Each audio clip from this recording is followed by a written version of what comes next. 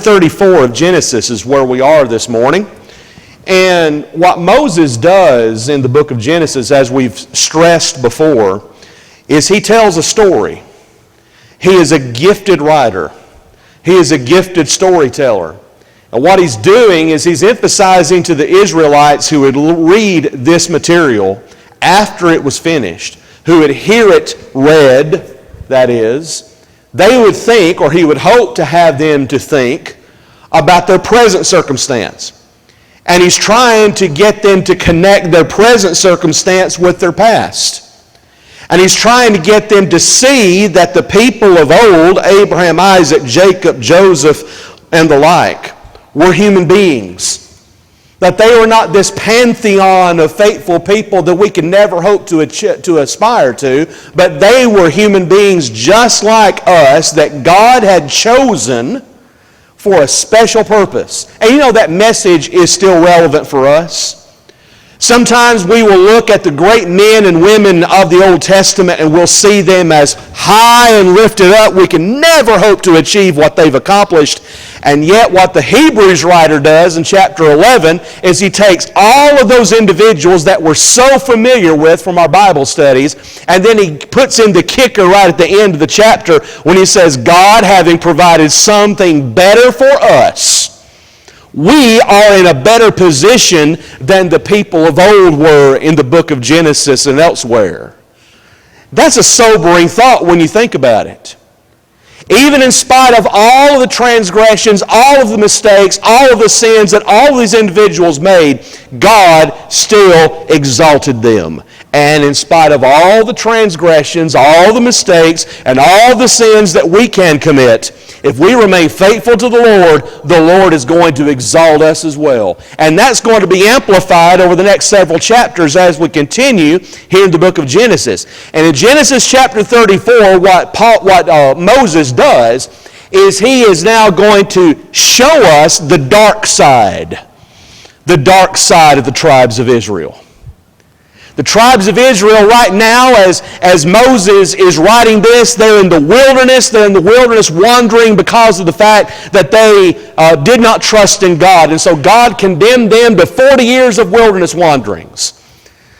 And what he's doing in chapter 34 and chapter 37, when we get there, is he's going to stress this is nothing new. This is nothing new. And in fact, one of the reasons why Genesis is such a popular book among even non-religious people is because Moses shows, warts and all, what they were involved in, and it really is relevant in today's circumstances. Now look at what happens here in chapter 34. Now, Dinah, the daughter of Leah, whom she had borne to Jacob, went out to visit the daughters of the land. We haven't seen much written about Dinah so far by Moses. He just mentions her in passing. She's the one daughter of Jacob and Leah. The one daughter in that entire extended family of sons. Right now, 11 sons and one daughter. Dinah right now, as chapter 34 emphasizes, probably in her teens, maybe mid to late teens when this incident takes place. And then look at verse 2. When Shechem, the son of Hamor, the Hivite, the prince of the land, saw her, he took her and lay with her by force. Hamor, the Hivite. That word Hivite is possibly Horite. We're not really certain. Likely it was. In other words, this is a forerunner, this Shechem is a forerunner to one of the tribes of Canaan that is going to be affecting and is affecting Israel. And now look at this. He took her and lay with her by force. He raped her. He raped her. That's a very real occurrence in this day and time, isn't it? A lot has been talked about concerning that. It needs to be talked about, needs to be addressed, needs to be dealt with. And what Moses is doing is pointing out something that is a common occurrence even in his day.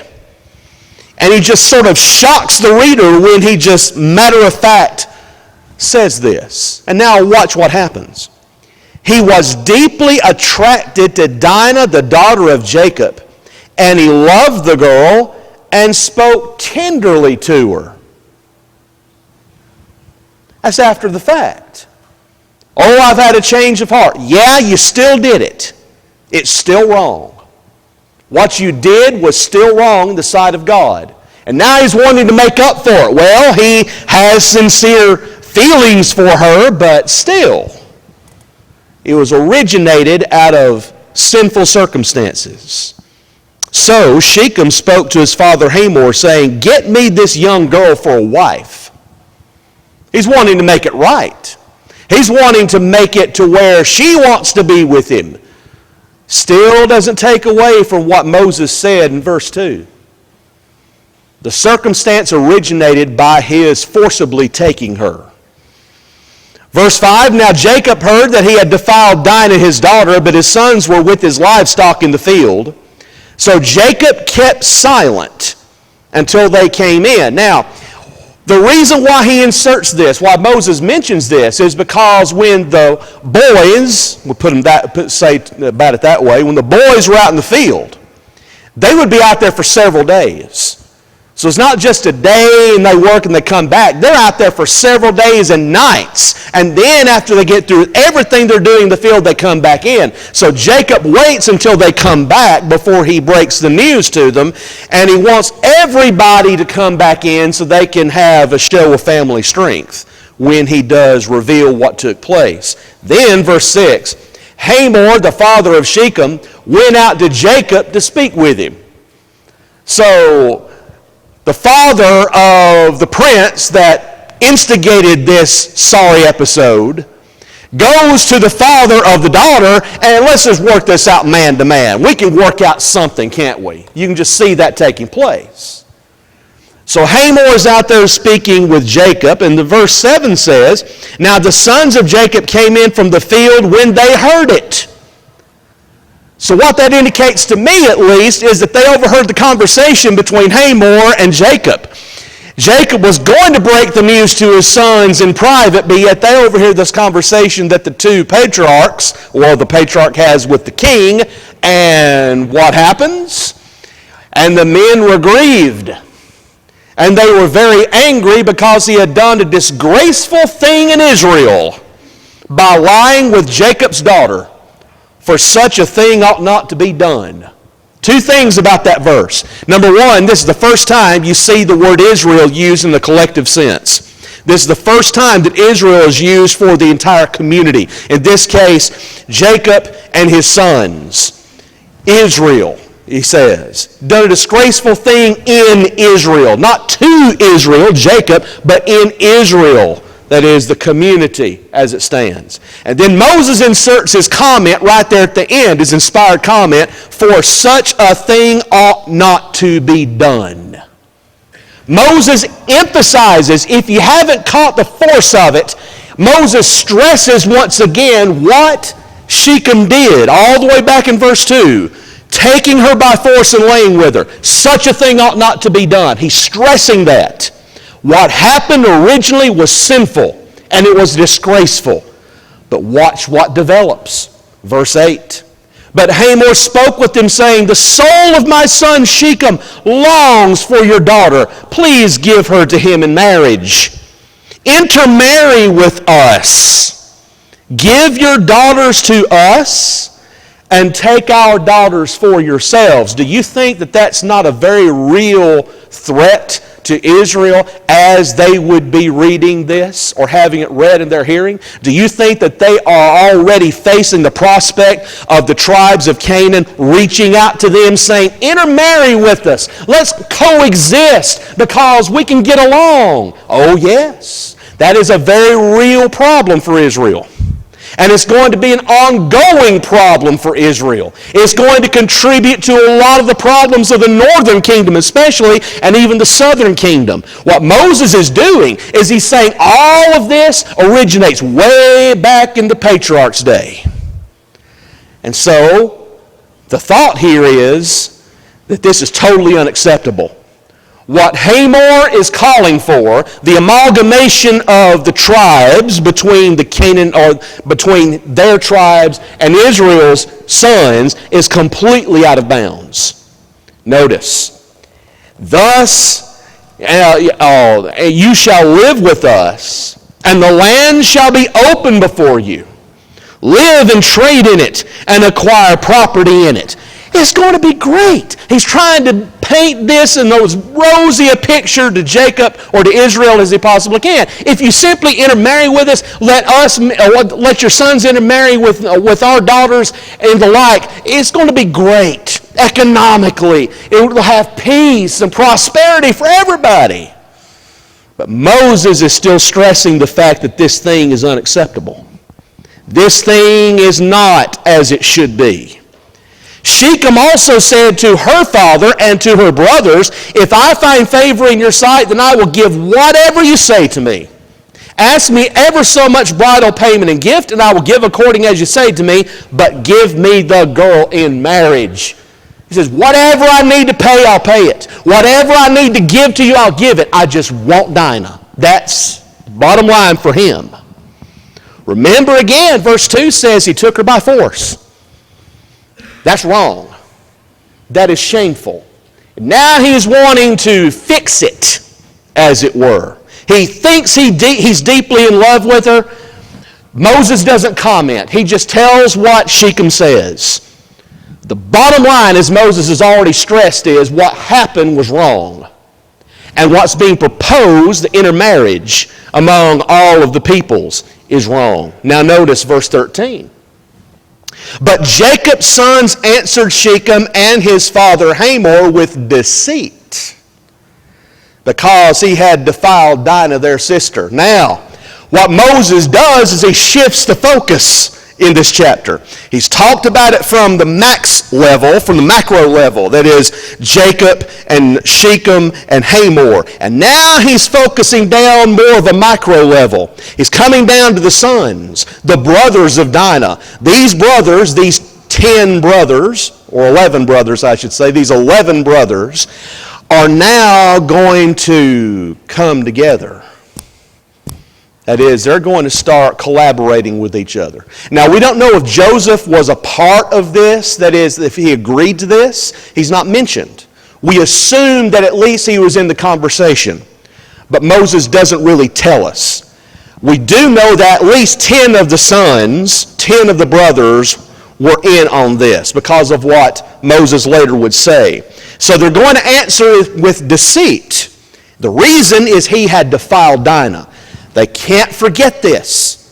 They said to them, we cannot do this thing to give our sister to one who is uncircumcised, for that would be a disgrace to us. Only on this condition will we consent to you. If you will become like us in that every male of you be circumcised, then we will give our daughters to you, and we will take your daughters for ourselves, and we will live with you and become one people. But if you will not listen to us to be circumcised, then we will take our daughter and go.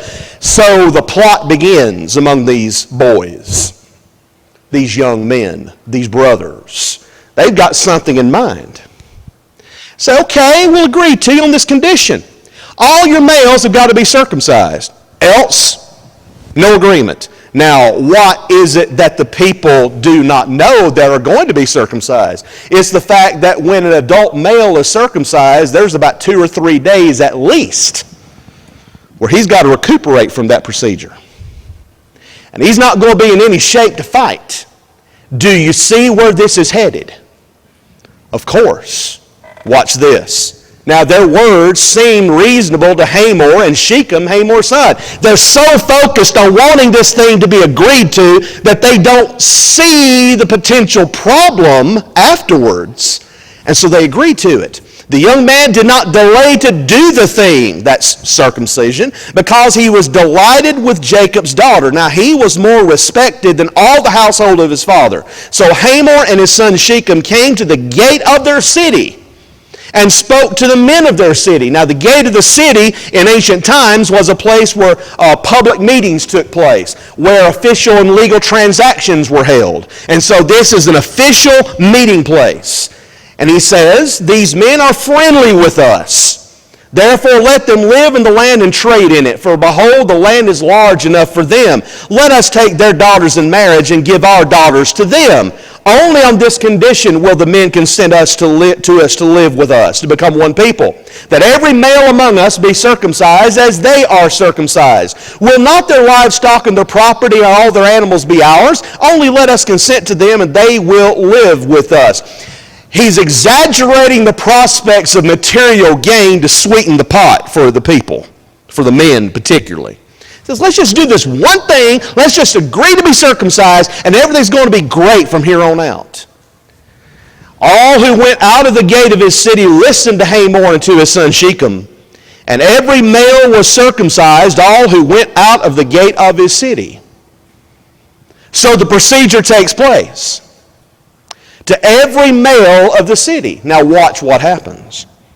Now it came about on the third day, that's very important to think about, on the third day, when they were in pain. That's something to stress. Moses is saying something that's very familiar to an Israelite male. When you're circumcised as an older individual, you have the third day is the most stressful and most painful imaginable. And these boys knew it.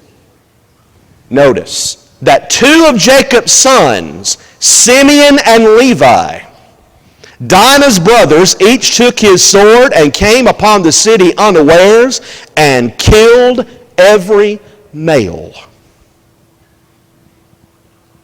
Simeon and Levi took the lead in this, but it wasn't just Simeon and Levi, as we're going to see in just a few verses. Simeon and Levi weren't the only two sons that did this, but they were the ones that instigated it. They were the ones that possibly took more lives than the rest.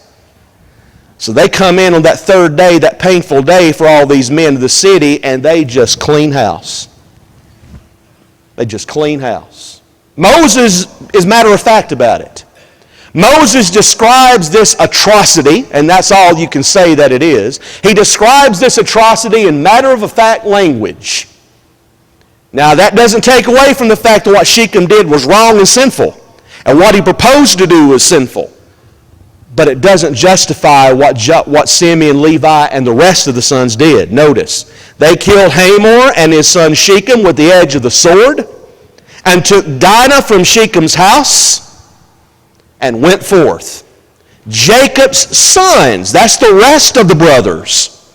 Jacob's sons came upon the slain and looted the city because they had defiled their sister.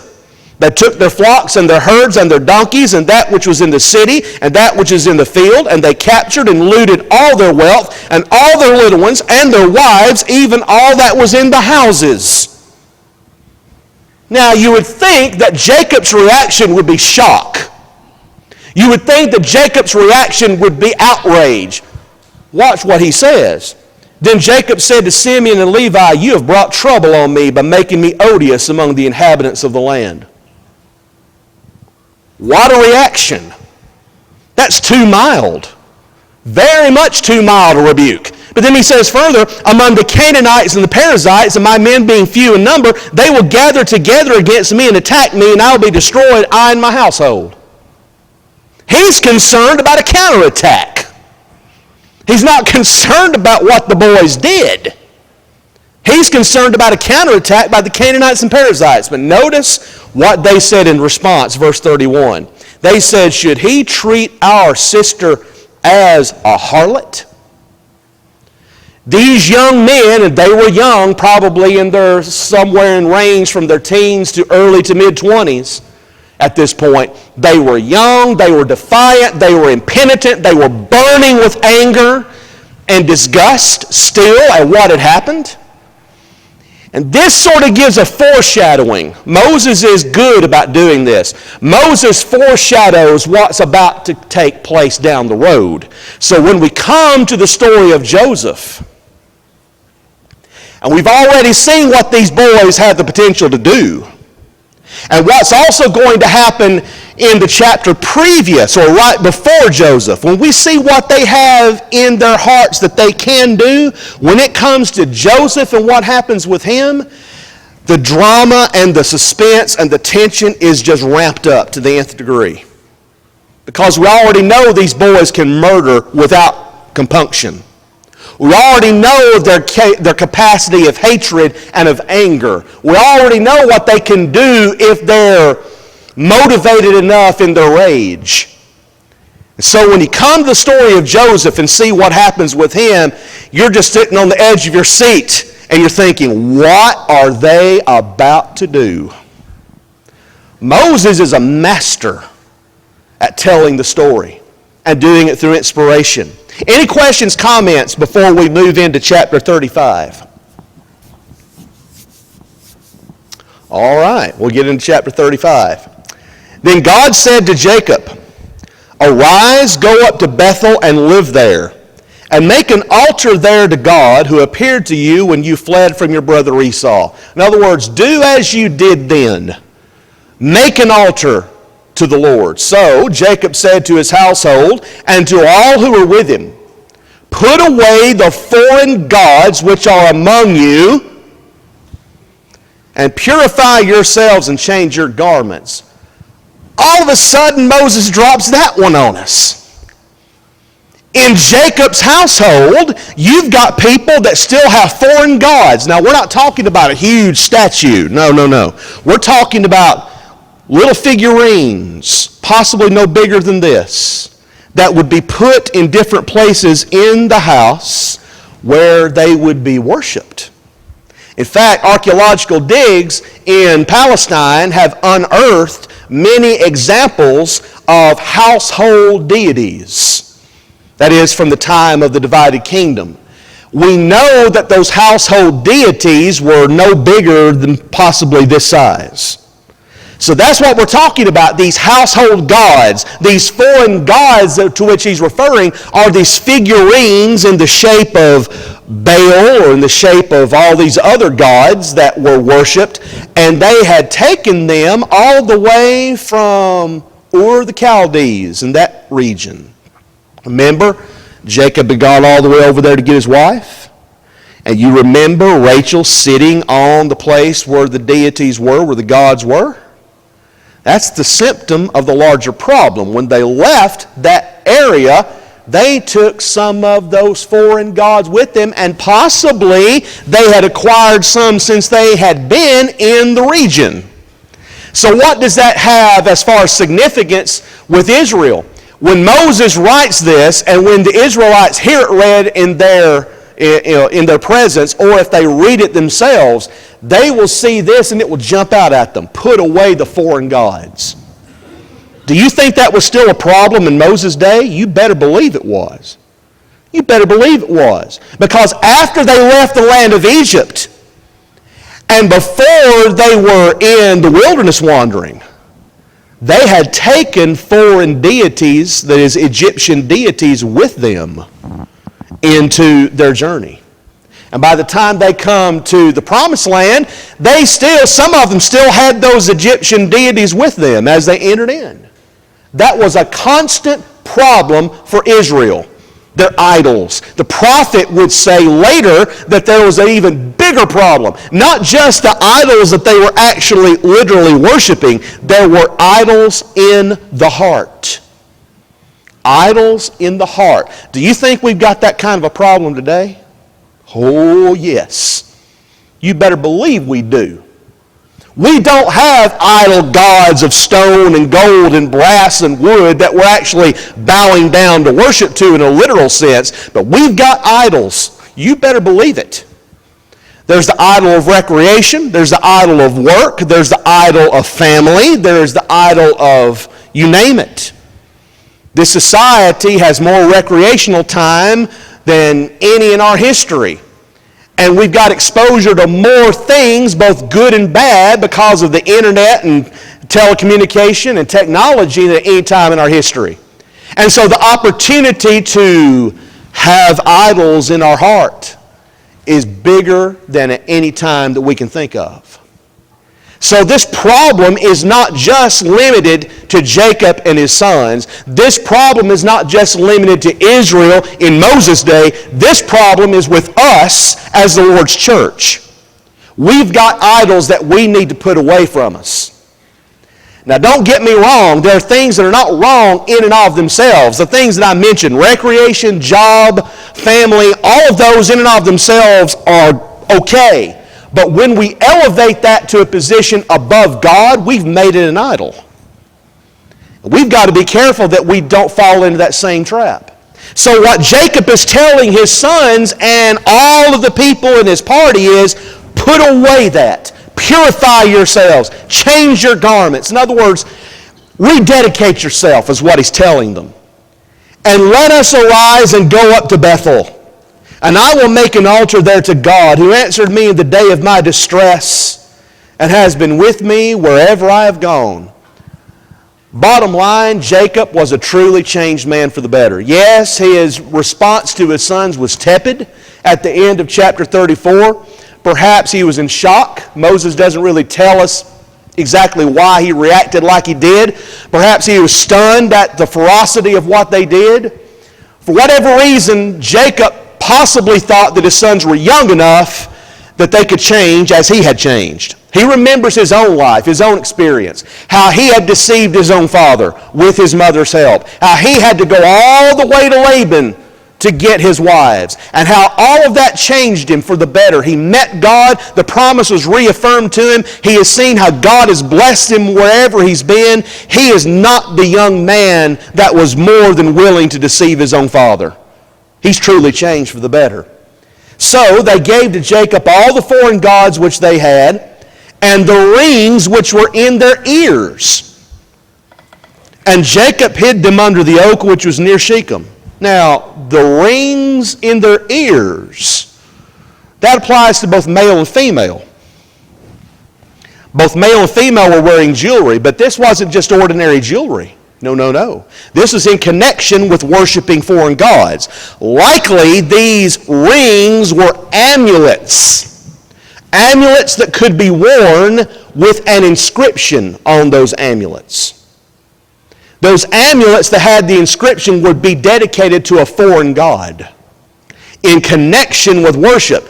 The person that would wear those earrings, those amulets, would come to the idol god in their household, and they would make an offering, and they would bow down to it, and they would devote themselves. So all of this is connected.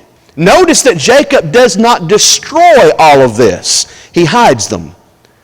For whatever reason, he does that. Possibly because he knows the monetary gain that could be received by selling them.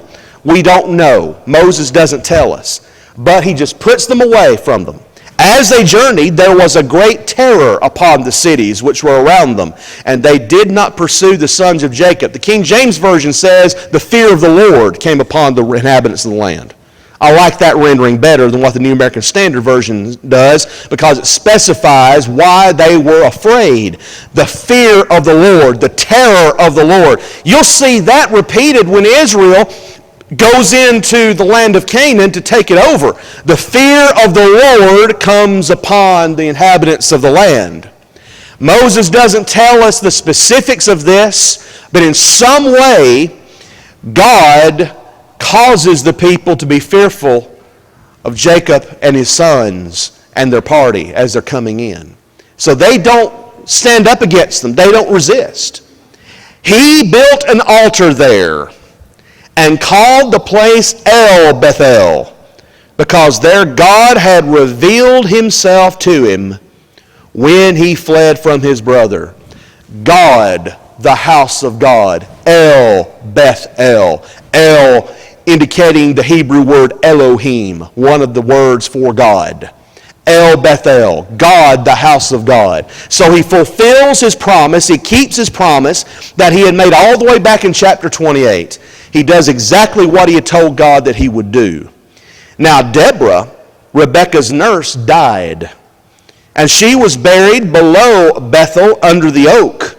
It was named Allon Bakuth. Allon Bakuth means the oak of weeping. So this nurse named Deborah to Rebekah, was highly regarded by the family, highly regarded by Jacob and all of his sons.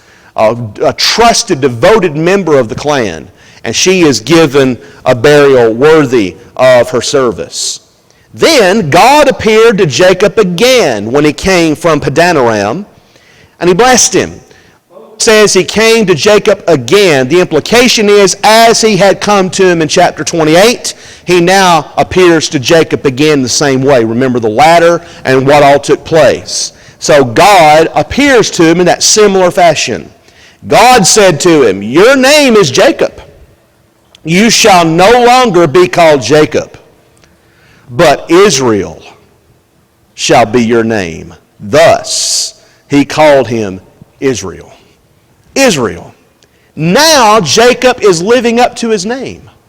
Remember, his name had been changed by the angel of the Lord, by the second person of the Godhead. We're not really sure. Whatever the person was that wrestled with him all night, he told him his name would be changed from Jacob to Israel. Now God the Father is confirming it. Now, from now on, you're going to be known as Israel, no longer Jacob. He's living up to his name.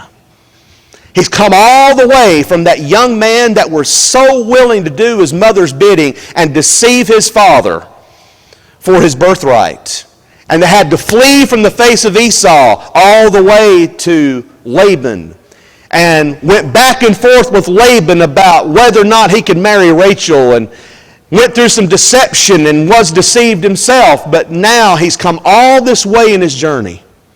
He's come all this way in his faith. And now God says, from now on, you're going to be called Israel. God also said to him, "I am God Almighty. Be fruitful and multiply. A nation and a company of nations shall come from you, and kings shall come forth from you." He's making that promise to his posterity. You're going to have a lot of descendants. These descendants are going to be very important. They're going to be people of prominence. And that indeed is what would happen. "The land which I gave to Abraham and Isaac, I will give it to you. And I will give the land to your descendants after you." The land. The land. That's a very significant part of the promise. The land of Canaan.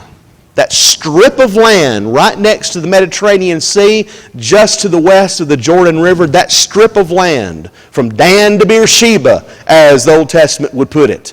That strip of land is so important. It's so fertile. It's so abundant. And it was promised by God to Abraham, and then that promise was passed on down to where now Israel has that same promise repeated to him.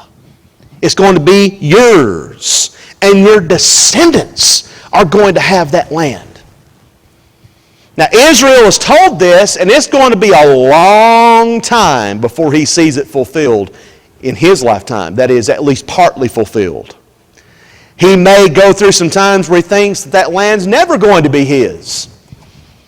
But it eventually does become his. Then God went up from him in the place where he had spoken with him. Jacob set up a pillar in the place where he had spoken with him, a pillar of stone, and he poured out a drink offering on it. He also poured oil on it.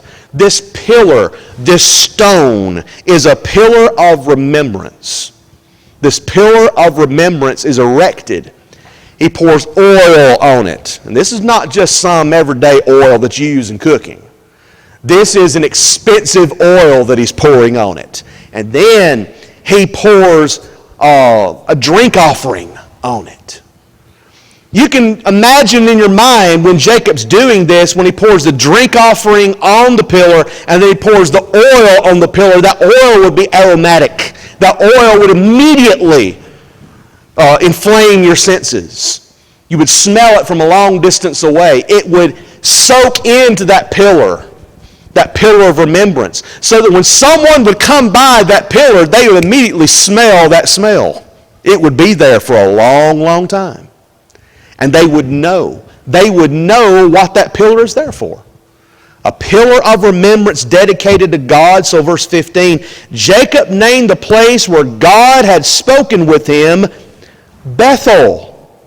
We've already seen that name before. Bethel means house of God. Something else in significance with this place.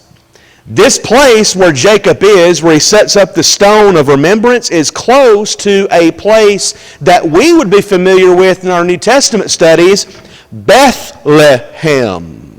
Bethlehem. You see how all this connects? Bethlehem is right near this, if not right here at the place where he erects that stone, that pillar of remembrance. It will later become that town that would be so significant in prophecy and then in fulfillment about the Messiah. So then verse 16. They journeyed from Bethel, and when there was still some distance to go to Ephrath, Rachel began to give birth, and she suffered severe labor. When she was in severe labor, the midwife said to her, "Do not fear, for now you have another son." As it stands, Rachel's only had one son, Joseph. He's going to factor significantly in the rest of this book. But now Rachel has a second son. That second son, verse 18, it says, it came about as her soul was departing, for she died. She dies giving birth. That she named him Benoni. Benoni means the son of my sorrow. But his father called him Benjamin. Benjamin means son of the right hand. Son of the right hand. He thought so much of this new son that Rachel had given birth to while she was passing from this life that he gives him that name. So Rachel died and was buried on the way to Ephrath, that is Bethlehem. There it is. Right nearby that pillar of remembrance. Jacob set up a pillar over her grave. That is the pillar of Rachel's grave to this day. So when Moses is writing this, the Israelite who is familiar with the territory, who's familiar with the stories that have been told to him growing up by his mother and father about Abraham, Isaac, and Jacob, who's familiar with this story perhaps, now knows what the significance is of Rachel's grave because he's familiar with the fact that it's there. That's one of those places that's there in the land of promise, Rachel's grave. And now Moses has given the backstory in all this. And it's going to be that much more significant to the Israelite who hears this read, or who possibly reads it himself. Then Israel journeyed on and pitched his tent beyond the Tower of Eder. We're not really certain the exact location of this. Perhaps, maybe, it's near the present-day city of Jerusalem. Jerusalem. Which, by the way, if you remember, earlier on in our study in Genesis, we saw how that Abraham sacrificed, or was going to sacrifice, his son Isaac, came mighty close to delivering the death blow. God stopped his hand, but that place where he was going to do that sacrifice is possibly right there at Jerusalem, close to where Jesus himself would be crucified. All of this beautifully ties together. It came about while Israel was dwelling in that land that Reuben went and lay with Bilhah, his father's concubine, and Israel heard of it. All of a sudden, Moses shocks us again. All of this great thing he's been telling us, and then boom, here's another son who's done something deplorable. He lays with his father's concubine. 1 Chronicles 5:1 tells us later on that because he did that, he forfeited his birthright. Remember, Reuben was the firstborn son. But because he did this, he forfeited his birthright. So that's just another example of what these sons were capable of doing. And that just amps up the tension even more when you come to the story of Joseph. Now, there were 12 sons of Jacob, the sons of Leah. Reuben, Jacob's firstborn, then Simeon and Levi and Judah and Issachar and Zebulun, the sons of Rachel, Joseph and Benjamin, and the sons of Bilhah, Rachel's maid, Dan and Naphtali, and the sons of Zilpah, Leah's maid, Gad and Asher. 12 sons in all. The way they're listed here by Moses is possibly by rank, not by age, because of course Joseph and Benjamin were the youngest. But this is listed at this point by rank. These are the sons of Jacob who were born to him in Padanaram. Jacob came to his father Isaac. At this point, Isaac's still alive. He's a very old man.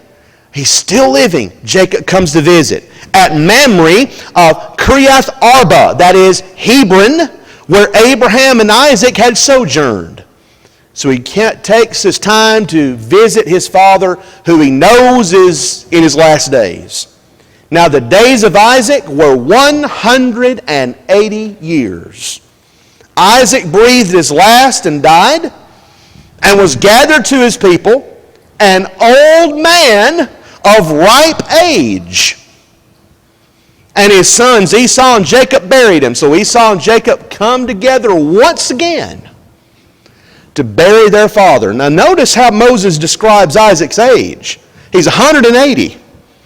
And Isaac says he is an old man of ripe age. Has been that far back that we've seen that there were men that were living well into their 900s, remember? And now by the time you come to Isaac, Isaac's 180, and Moses says he's an old man of ripe age. That tells you something. That tells you that the climate has changed radically. Our friends at Apologetics Press has done a great job at possibly explaining the reasons for the come down in age, life expectancy. And I think that factors into this. But still, he's 180 years old. He's lived a long life, faithful to God. And his two sons, Esau and Jacob, bury him.